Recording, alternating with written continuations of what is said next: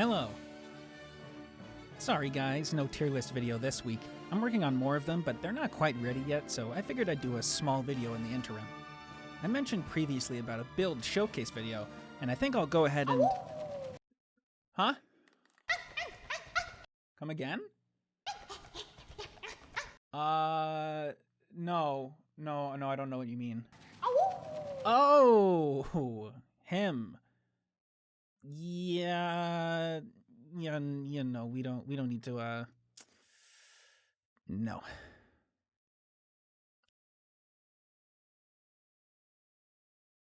Anyways, we're going to do that video minus the crest tier list. I've been uploading a bunch of pretty long videos recently, and I wanted this one to be short and sweet. Well, shorter, anyway. I did some testing these past couple weeks, and I think these builds are absolutely worth a try, even if you don't like using the particular crest they're for. I wanted to find at least one build for each crest, but as we'll get into later, some builds aren't necessarily restricted to a specific crest. Being comfortable with your kit is more important in some cases. Some builds feel like they'll take some getting used to, and others make you not want to be seen in public. It's like when you need to go grocery shopping, but your only clean shirt looks like this. Cringe? Don't you wish there was a way to support your favorite franchises without outing yourself as a filthy, disgusting weeb? I found this clothing brand of gamers making merch for gamers with this exact issue, and they look pretty sick. They're called Project Orochi, and they make streetwear by reimagining fan-favorite titles in a contemporary way, including absolute bangers such as Bloodborne, Elden Ring, Skyrim, Cyberpunk, and a brand new collection of Silksong-inspired shirts that dropped on the 28th and are yours for the taking. I'm being 100% honest here. When they first contacted me and said they were a gamer clothing brand, I checked out their website and I thought they were lying. Everything looked like they were some kind of football jersey, but that's just how good they are at their mission. They fooled me, like one of the most terminally online people ever. On top of that, everything just seems so high quality compared to other merch lines. As someone with 10 times more shirts than any other kind of clothing, I always love when something's cozy and easy to wear. Show them some love. The Silksong line actually looks insane, and you can save big with their Black Friday sale or by using the code CACTUS10 when you check out. They also offer free shipping in the US.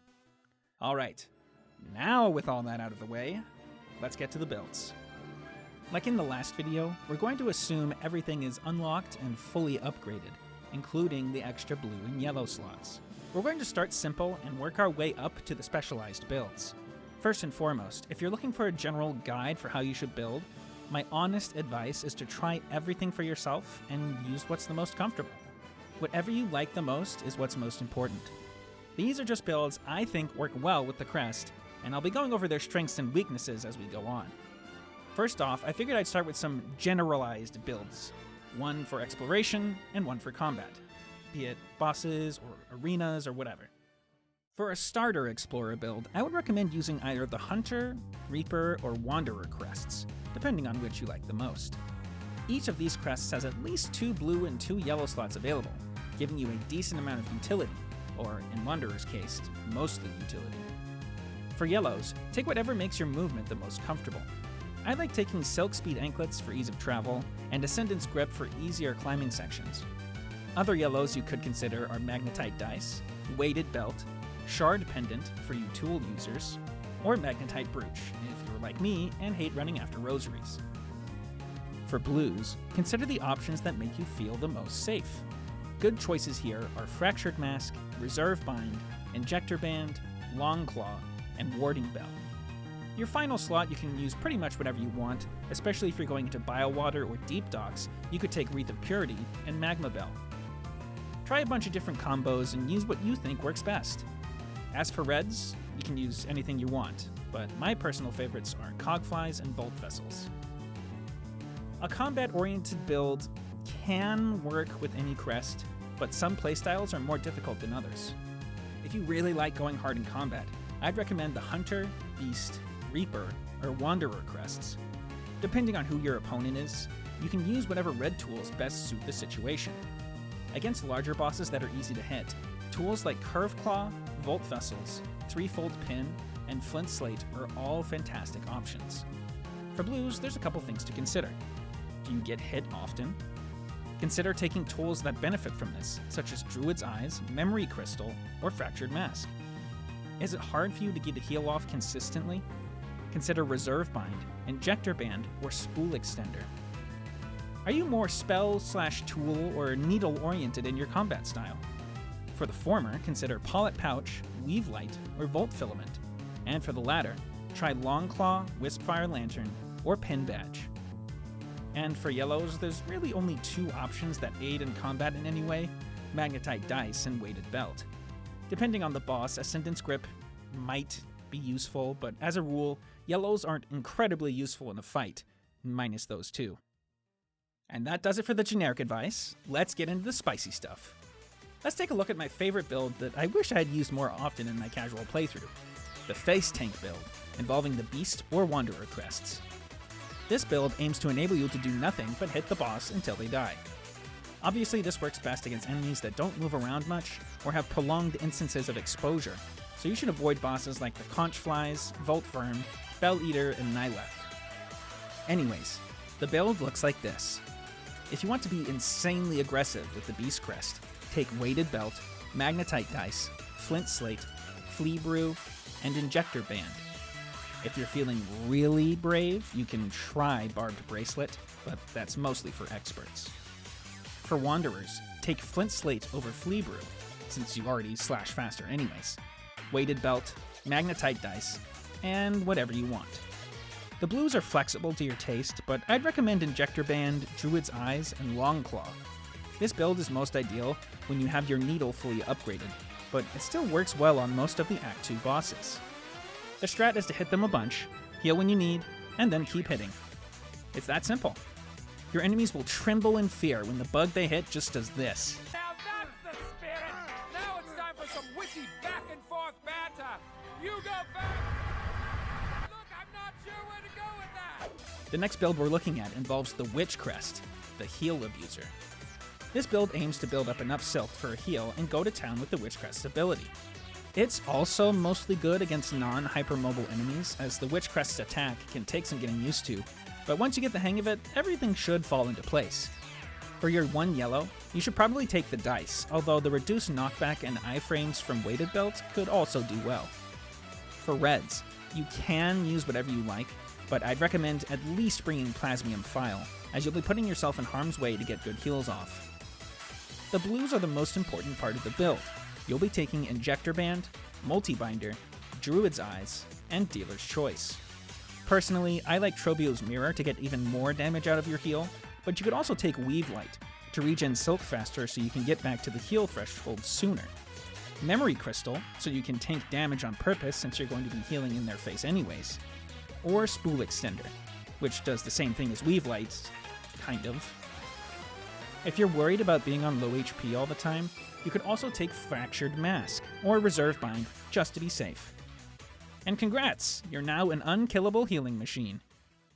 Our next build is for the tool enthusiasts, and uses the Architect Crest. Obviously.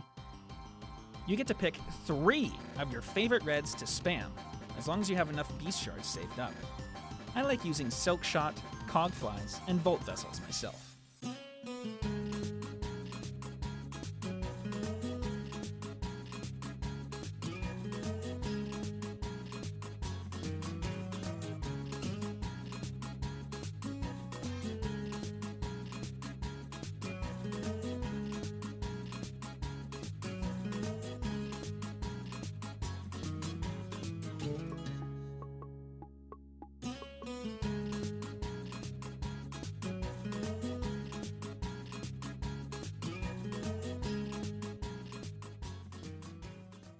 For blues, the only required one is Pollet Pouch, but the other 2 you can have your pick of the lot. I like Druid's Eyes and Long Claw, just to make sure you'll always have silk available for the crafting. For yellows, this is the one build that heavily benefits from playing on Steel Soul mode, as you get access to the Shell Satchel, which increases your held tools, allowing you to go longer in between needing to use your silk to recraft. Other than that, Dice are a must-have, and Weighted Belt helps mitigate the weird attack pattern of the crest. The point of this crest is to interact with the enemies as little as possible, and let your tools do all the work. Obviously, you should only go for this build if you have all of the tool pouches and crafting kits. Just be ready to farf. Farf? Just be ready to farm for some beast shards if you like using this build too much. Before we get to the final build, I just want to say thanks for watching the video so far. If you enjoy this kind of content, I've got a lot of Silksong videos in the works, so you should subscribe to not miss anything. It's free, and you can always change your mind later. Now, let's take a look at a build that is not for the faint of heart. It requires a very specific playstyle that most players won't be used to. It's also only possible midway through Act 3, which means you're most likely already incredibly used to a different build. But I think you should try it out, as it can be pretty fun. This is the Spellslinger build. Using the Shaman crest, it's possible to technically have infinite access to spells. The two most important tools are Egg of Flelia and Weave Light. These two combined means you will always have the Silk for spells, at full HP anyway. I recommend taking the Parry, Pale Nails, and Sharp Dart, which all somewhat keep you out of danger. For your yellow, obviously take the dice, and your final blue should be Volt Filament. If you're not used to the playstyle, you can take a more defensive tool, but the whole point of this build is abusing your spells, so I say jump in the deep end and get spell slinging. And that's all I've got for you today. Let me know what you think in the comments if you end up trying these builds out. I love the customization options for playstyles in this game. Also, let me know if you had a build you liked that I didn't list here. I'm always looking for new fun ways to play. Silksong is an incredible case of being able to showcase skill and express your playstyle in your own unique way, and I'm so excited for how this game develops. It's still in its early days, the meta could change at any moment, and I think that's pretty cool. Thanks for watching!